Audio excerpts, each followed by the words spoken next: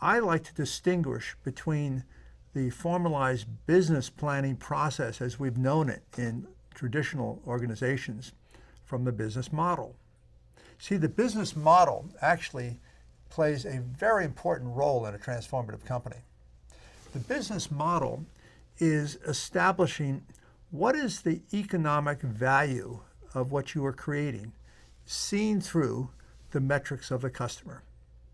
So if you are out starting a new business and you need to raise capital, you need to be able to convince your investors that the business that you are intending to build is actually going to be a business that has a sustainable, attractive business model.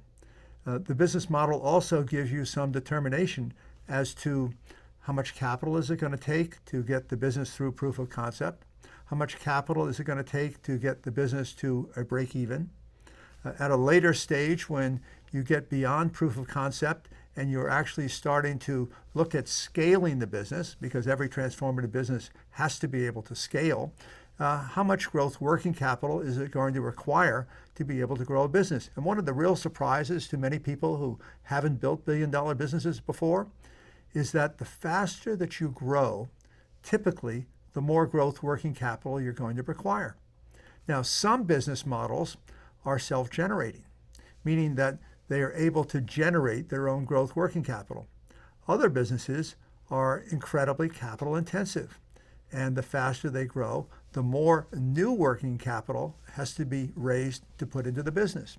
So the business model is incredibly important. It's important for new companies to know how much you need to get started. It's important to know what you need to get through proof of concept. It's even more important to know, because the numbers are larger, when you move into that expansion stage for growth. So now we see that there is a traditional business plan that's about improvement, largely around budgets and policies. Then there is a business model, which is obviously a key underpinning of any business plan, but needs to be extracted out if you're building a transformative business and looked at separately, because a business model can be looked at across entirely end-to-end system of what you're trying to do. Many new companies will give something away at one level of their business model in order to make money further downstream in another part of an end-to-end system. So that's why it's so important to understand the complete end-to-end system business economics of your business model.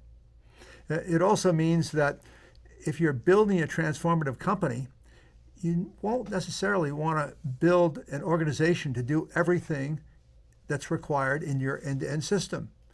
You may want to partner with someone who already has a competence there, which means you don't have to hire full-time employees. You don't have to become an expert in everything. You become an expert in the things that are important, particularly around that customer experience.